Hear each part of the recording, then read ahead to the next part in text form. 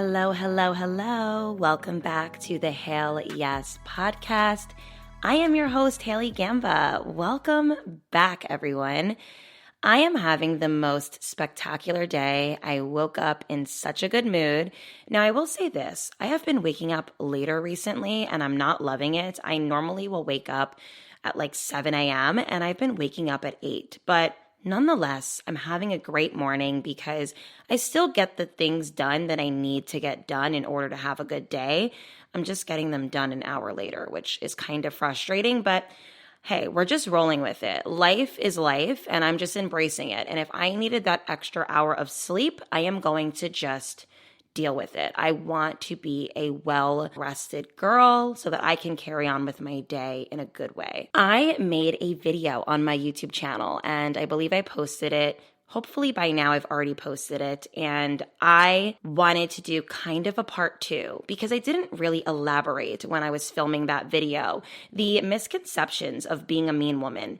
And I wanted to elaborate this further because something tells me that when the video is posted, a lot of people are going to still be perplexed on how to really embody this energy and this new found realization. I want to preface this by saying that I am a big believer in letting your life go the way that you believe it should. And if something doesn't feel valuable to you, like if information doesn't feel valuable to you, then don't take it. Don't take that information. Don't take the advice and keep it pushing. But if you're someone who struggles in the areas that I mentioned today, then maybe take this into consideration because a lot of the advice I give or the information that I provide stems from my own personal experiences, or it stems from someone that I know, or just seeing a societal situation happen and me being like, wait a second, this is why X, Y, and Z happens. When I think of the word mean woman, I naturally just think of someone who's intimidating. But I think a lot of people probably would think it's a mean girl, like as in the reference to the movie, and they would probably compare it to like someone who has low self-esteem, is nasty, is vindictive, is manipulative, and makes everyone around her miserable. But when I think of a mean woman, because I'm a huge believer in making words work for you, I think of someone who has been labeled that. She's not a self-proclaimed mean woman, but she wears the title proudly because she realizes that other people are vibrating lower. And what I mean by this is, a lot of women get labeled mean when they are either standoffish or just, it takes them a minute to get to know someone and they're patient, they're assertive, maybe they're very real. They could be stunningly gorgeous, and that could make someone feel like they're mean. They have an intimidating presence or aura about them. They could be difficult to read. They could have high standards or just a very busy schedule.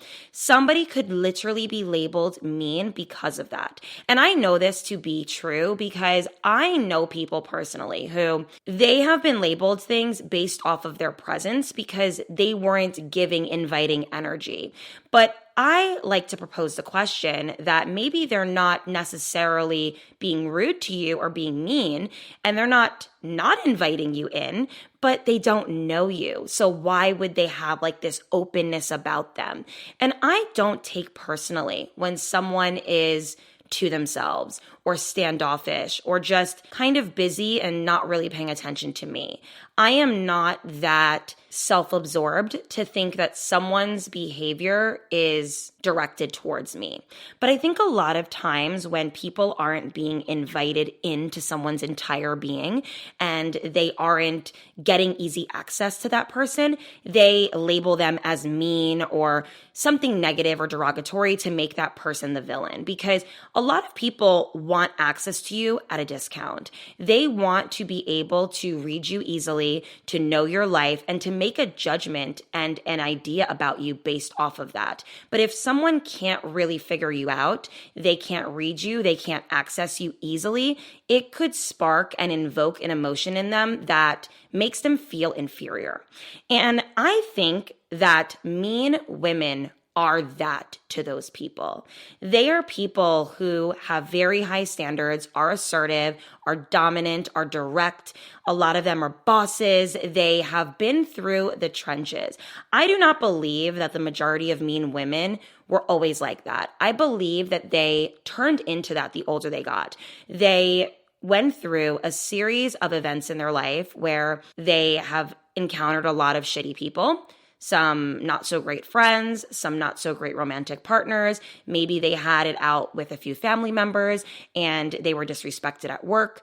And over time, when they started working on themselves and developing, good coping skills and trying to find themselves deeper, they realized that there were things that they fell short in that made them too nice.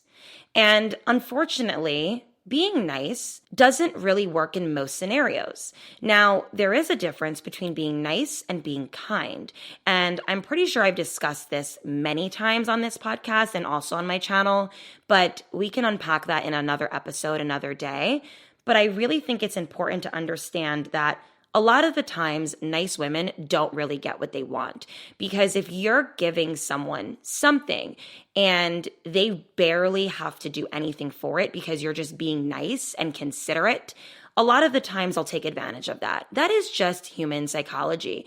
A lot of people take advantage of things that are given to them at a discount. I remember wanting to do consults forever ago. And you guys know, if you've been following me for some time, that I have been doing consults for over a year. And I do them like once a month because it gets a little overwhelming to speak to all of you, but I absolutely love it because it's a way that I like to mentor young women like myself. Prior to doing consults, I genuinely just wanted to speak to you guys. I wanted to just get some women on the phone and talk about their personal life and help them through it for free because I genuinely care. And I remember when I originally wanted to do that, I was kind of speaking about it to a few of my mentors, and they said to me, you never do anything for free because people take advantage of free. And what that person meant by that was, if I were to schedule a bunch of consults for the day for free, she said that a lot of people probably would forget about their appointment. They would not show up, they would show up late, and they would take advantage. And having money tied to something kind of makes people accountable, kind of makes people disciplined in showing up because they have to put something forward in order to get something in return. So although my consults, in my opinion, are quite affordable, I could charge a lot more. I just like to put a dollar amount on it to make you accountable. And this goes for everything in life. This doesn't just go for receiving money. This goes for receiving good friendships, receiving good romantic partners, receiving the job that you desire. When you give people a run for their money where they actually have to prove themselves to you to be a part of you, that is when people show up better. And I have even found that men appreciate me more when I appreciate myself the most. Now, I don't really love to unpack the psyche of men because, contrary to the belief of many, I don't really find it to be important. The older I get and the more disciplined I get, the more self-assured I get, the more that I become more self-aware, the less impressed I get with a lot of men. Now, that's not to say that I have like this vendetta out for men. I just genuinely don't care about a lot of them. They don't really bring much to my life, and I don't find a lot of them to be very interesting. The truth is, the people who bring me a lot of life and a lot of positive energy in my particular life is my female friendships and my family. I have met a lot of men who have been wonderful, but again, if I were to really pull myself out of the equation and look at it from the perspective of, okay, this is not a rose-colored glasses situation, how do I actually judge this person?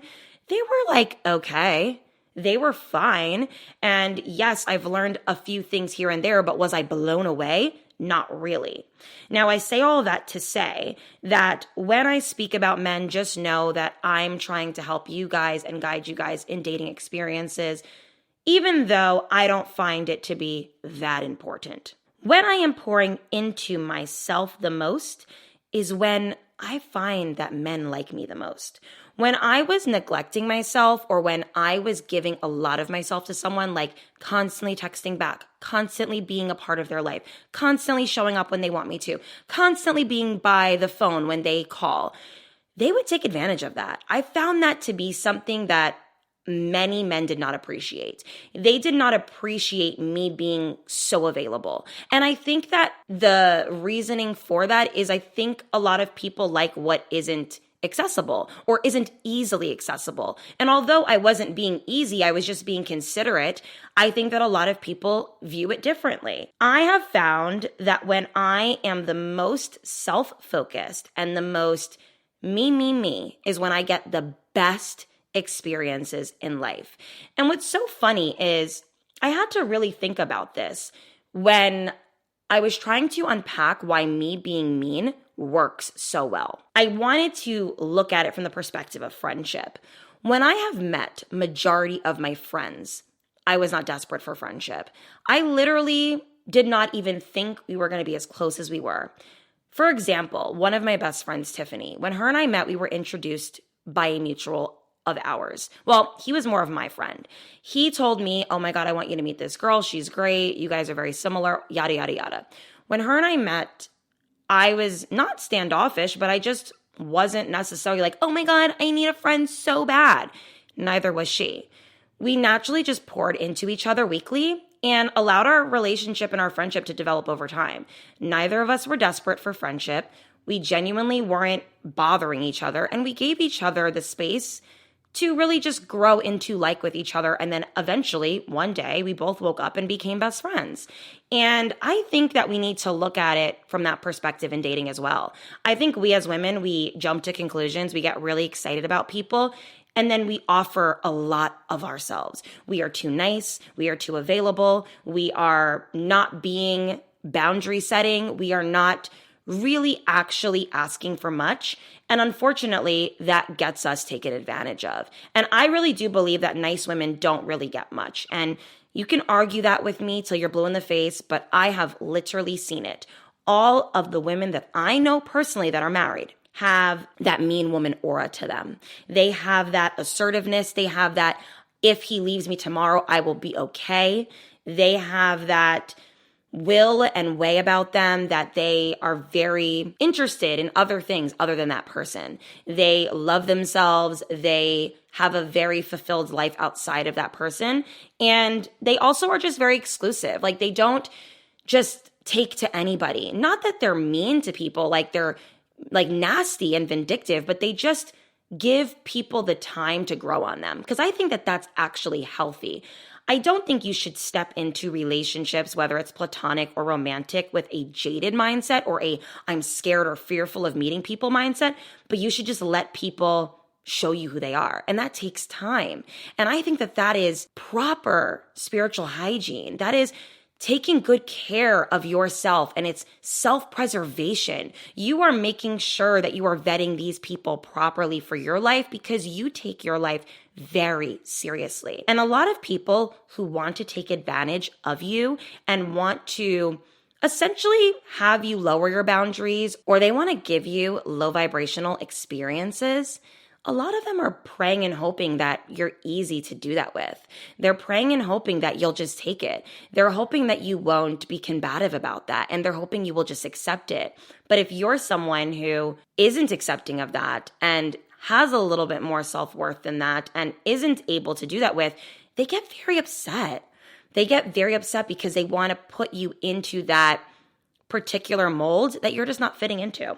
I kind of want to give you an example, and it's kind of a funny one, about me kind of stepping into my mean woman era again, because I kind of discussed in my YouTube video, and I would suggest to go watch that video for more context on my own personal journey. But just to kind of give you guys a little rundown, I was raised by a mean woman. My mom is very mean. She has a very bossy, stoic, domineering vibe in a good way. Like, she's still very feminine. She has a beautiful appearance and comes off in a way where she is admired by a lot of people, but she isn't someone who gives off the impression that she's easily able to be messed with. She has an aura and an energy about her where She sees everything. She knows things. She's discerning, and she's very self-assured. So she doesn't need validation from people, and she sure as shit doesn't understand or believe bullshit.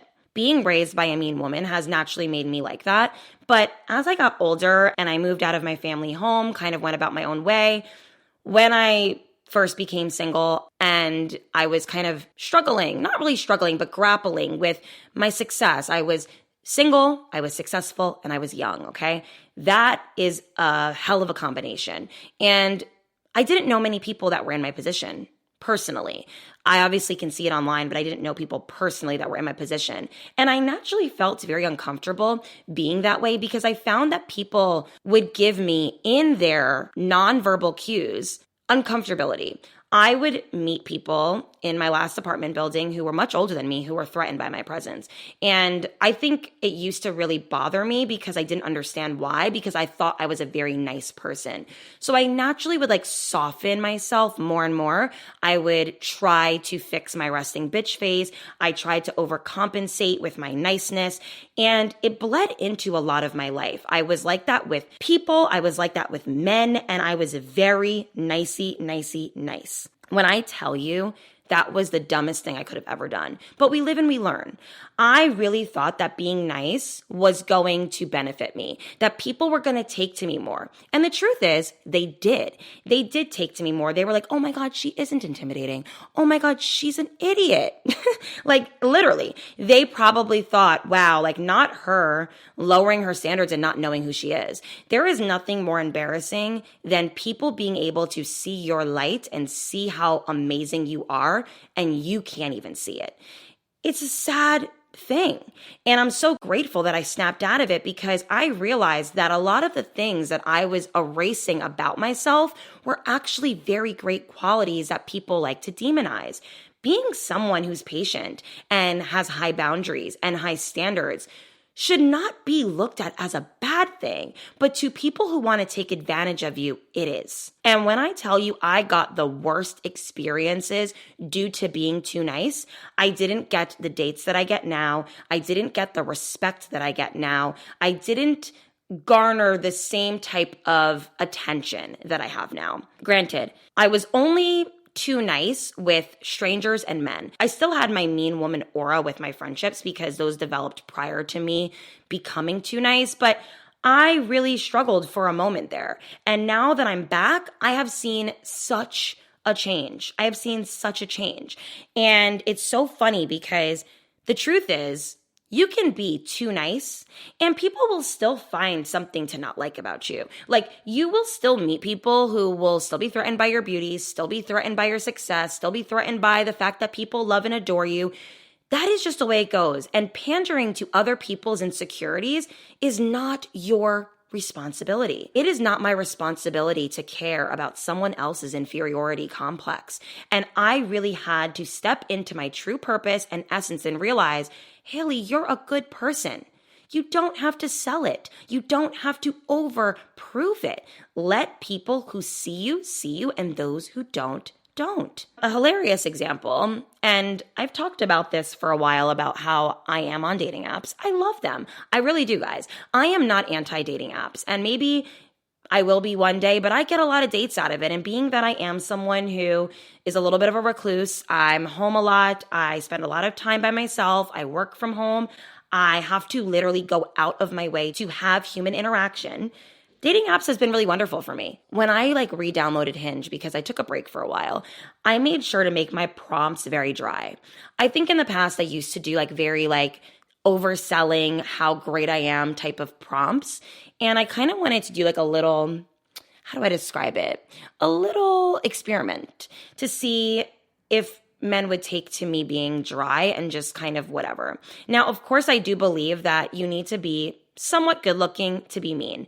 Shira 7 talks about it all the time, that she thinks every woman should be mean, but if you're not beautiful, just get pretty. Don't become nice just because you don't feel beautiful. And I think everyone's beautiful in their own right, but you understand what I'm trying to say. Glow up so that you can be mean. So I do think that my looks play a part in men's desire for me, but I just think it's funny because my prompts were so dry and almost kind of bitchy, and they loved it.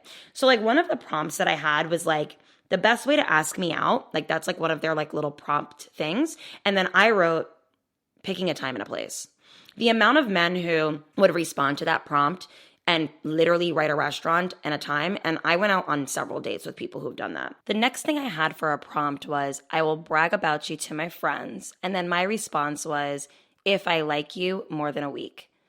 The amount of men who ate that up is hilarious to me. They're like, oh my God, you'll like me maybe for 2 weeks. Oh, I think you'll like me for at least a month. Like, it was so funny to me because they were like obsessed with that. And if you think about it, it's kind of a bitchy thing to say, right? Like, if I like you more than a week, like you're almost kind of giving off that vibe that, I mean, let's see, can you really impress me? And they want to prove that to you. I'm not really sure the psychology behind that, but if I were to ask my guy friends, they would probably just say that they prefer a woman who's a little bitchy. And that's the truth. My dad says it. I'm pretty sure my brother agrees. And all of the guys that I personally know feel that way. I think that men associate bitchy with like, she's exclusive, she's not nice to most men, she is just a little bit harder to get. And I think that men naturally like the chase. They do. And the men that say they don't like to chase women, I don't care what they have to say because they're not the man for me.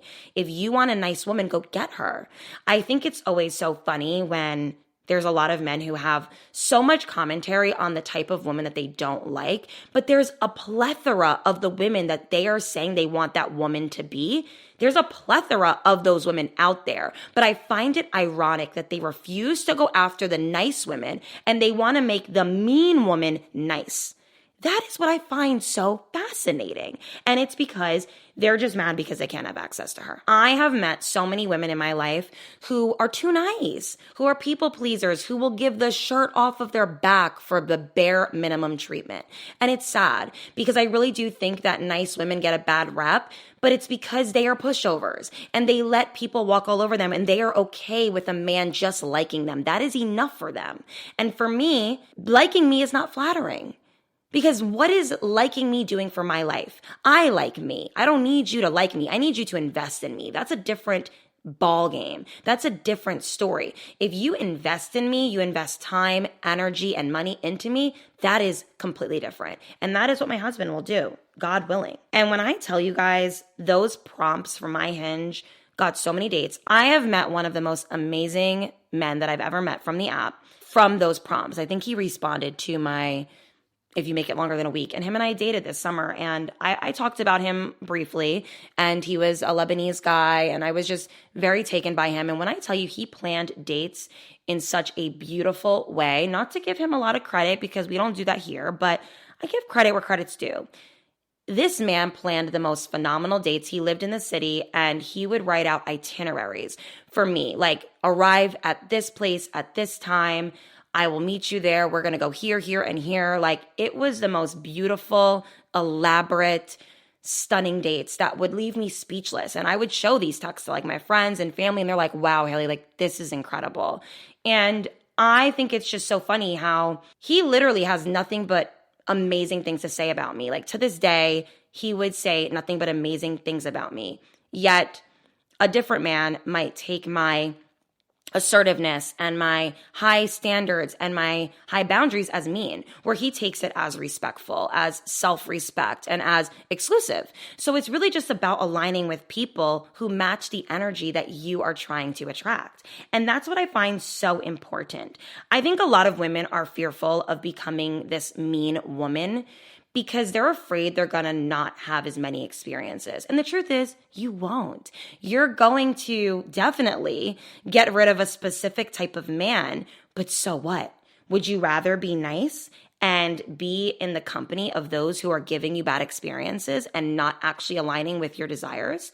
I'd much rather just be the woman I am and attract the man that is attracted to this type of woman, which is the man who's intentional, which is someone who understands respect and boundaries, who gives me good experiences and understands that there is patience to accessing me. To be a mean woman correctly isn't about being nasty or vindictive, but it's just about having strong boundaries and values and not being able to get certain emotions out of you. Like, I think that what I have found about nice women is that they were nice for too long and then they end up snapping. Where for me, what I actually had to learn was good emotional control. being able to understand my emotions and how they affect myself and others. So when somebody is trying to sell me a bad experience or they are not showing up in the way that I think they should, by just giving them the nonverbal cues that it's not okay with me and moving forward with my life. I don't get crazy. I don't get loud. I don't send paragraphs. I don't oversell myself anymore. I literally just go, okay, no thank you, and keep it pushing. And it's really something that needs to be worked on as a woman so that you can preserve yourself. This is self-preservation. I don't want to get worked up about what I'm not getting. I rather just focus on what I can get. And those who can't give it to me, I rather just move on from. And I'm telling you, men really take to women who have these types of boundaries. And I have met women, and I even have friends who gave a guy that type of vibe. They gave them those nonverbal cues where they weren't putting up with certain things, where they weren't going to deal with X, Y, and Z. And those men straightened out very, very, very quickly. I really do believe that a lot of men straighten out around women that they respect and that they think are worth investing in.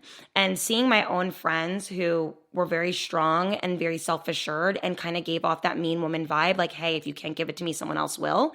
Their men really acted right.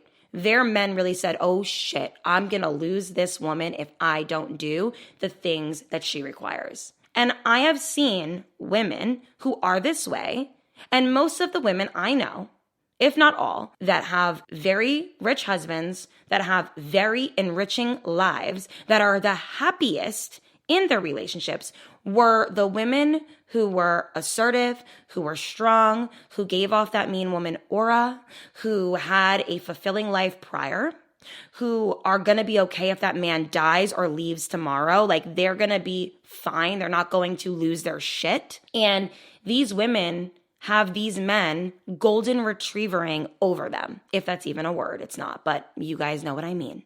Black cat energy always wins because men like the chase. They like a woman who gives off that energy. And what men view is valuable are things that are difficult to get. That's just the truth. They like things that are hard to get. The more that you give yourself self-assurance and self-respect and you validate yourself and you don't get excited over bare minimum treatment, you aren't someone who's getting excited over things that you give to yourself, you're going to be met with better experiences overall. Not only in relationships, but in career.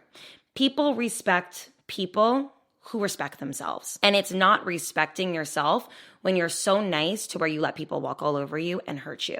I'm telling you, the more mean you become, the more respect you gain. And this is something that I've noticed across the board. This is a label a lot of women get when they are beautiful, when they are smart, when they are boundary setting, and when they have good values. Don't get it twisted. I hope that you guys enjoyed this particular episode. The misconceptions of a mean woman will always be there, and that's okay, because I promise you, it's not going to get you anywhere other than to a good place, okay? Closed mouths don't get fed. Have a behavior, an aura, an energy, and a status that is worth investing in. And so what if you don't attract the others? You wouldn't want to be with those people anyway because they are giving you less than your desires. The goal isn't to have a man or have a friend or have a job. The goal is to have the man, the friend, and the job. I love you guys so much, and I will talk to you next week. Bye, everyone.